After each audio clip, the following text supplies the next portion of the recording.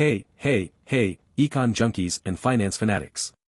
It's your boy, the boss of economics, back to slice through the steaming pile of economic nonsense the world keeps serving up.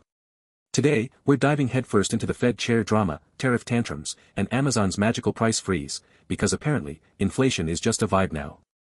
Buckle up, grab your calculators, and let's roast some bad economic takes like it's a Wall Street barbecue.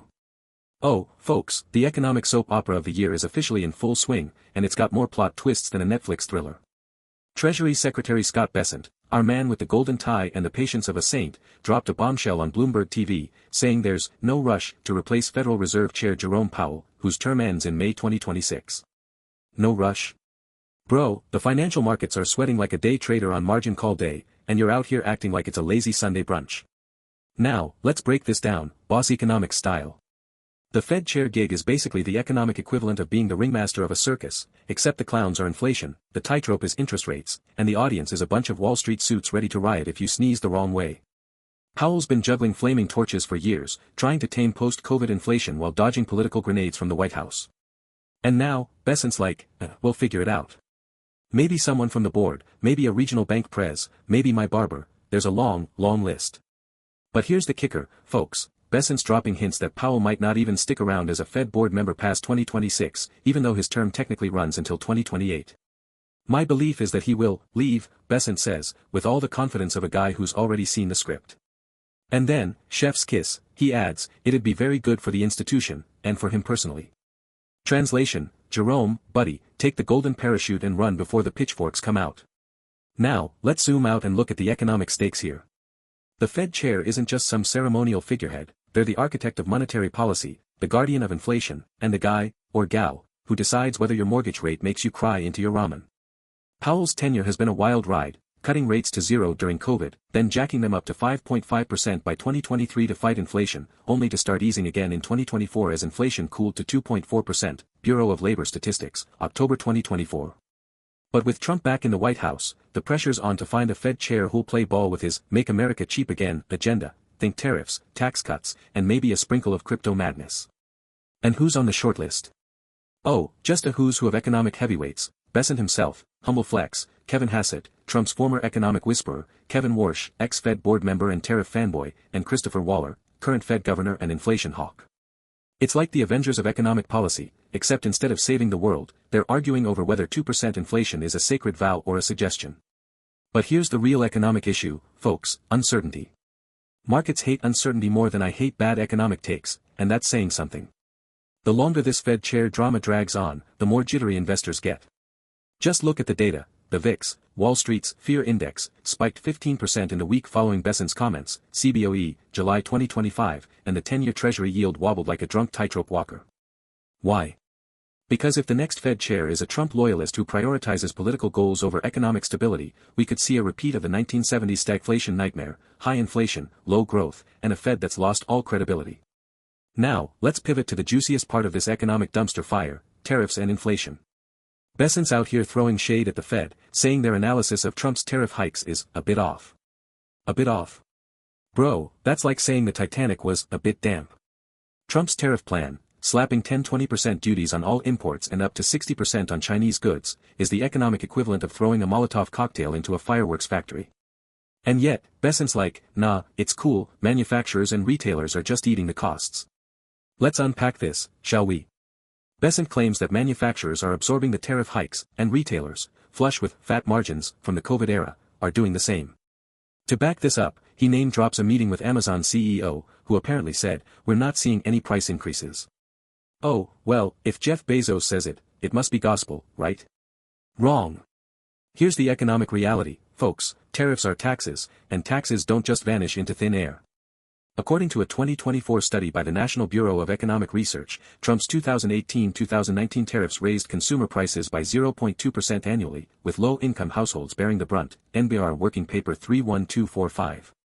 Fast forward to 2025, and the stakes are even higher.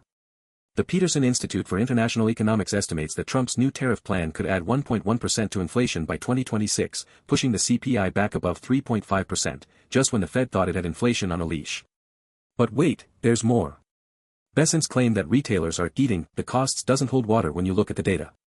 Sure, retail margins ballooned during COVID, gross margins for S&P 500 retailers hit 36% in 2021, up from 32% pre-pandemic, FactSet, 2022. But those margins have been shrinking as supply chains normalize and competition heats up. Walmart, for example, saw its operating margin drop from 4.2% in 2021 to 3.9% in 2024, Walmart Annual Report, 2024. And Amazon? Their retail business is a razor-thin margin game. AWS, cloud computing, is where the real profits are, not in selling you discounted socks. So, this idea that retailers are just soaking up tariff costs like a sponge is economic fan fiction. And let's talk about Amazon's magical, no price increases, claim. Folks, Amazon's pricing algorithm is so sophisticated, it could probably run for president. A 2023 study by ProPublica found that Amazon adjusts prices on millions of products daily, often passing on cost increases to consumers in subtle ways, like jacking up shipping fees or tweaking discounts. So, when Bezos says, no price increases, what he really means is, you won't notice the price increases, yet. Now, let's get to the spiciest part of this economic roast, the Fed's so-called mission creep. Bessent's out here channeling his inner detective, saying the Fed needs an internal review of its activities outside monetary policy, because apparently, they're endangering their independence. And if that review isn't serious, he's hinting at an external review, aka, a political witch hunt. Here's the deal, folks, the Fed's job is supposed to be simple, keep inflation low and employment high, the dual mandate, baby. But over the years, they've taken on more side quests than a Skyrim player. Climate change. The Fed's talking about green stress tests for banks. Racial equity. They're publishing papers on wealth gaps. Crypto. They're flirting with a digital dollar. And don't even get me started on their $4 trillion balance sheet from buying up bonds during COVID. Bessent's not wrong to call this out, mission creep is real, and it does risk politicizing the federal. Just look at the data. A 2024 Gallup poll found that public trust in the Fed has plummeted to 39%, down from 58% in 2020.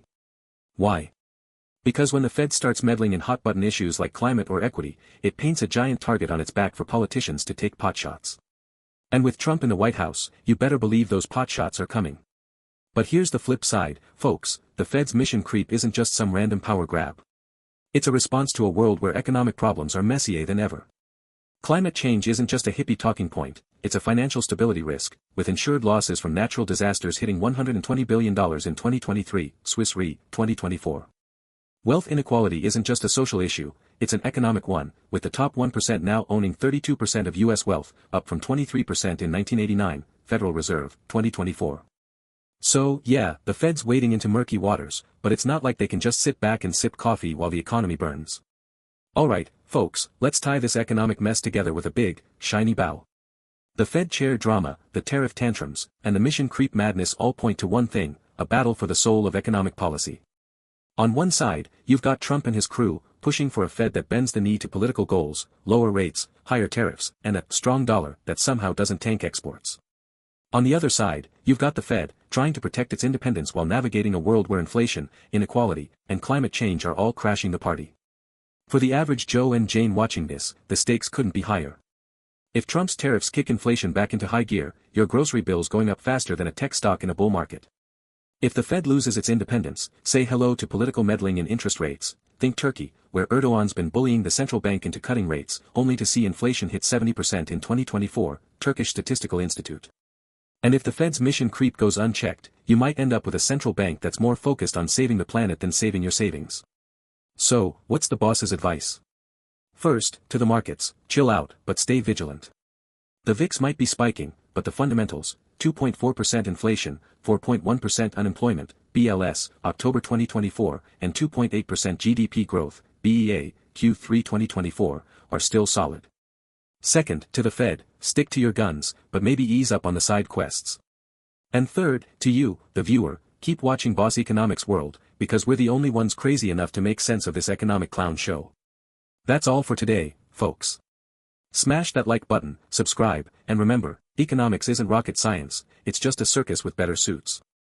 Until next time, stay savage, stay smart, and stay boss.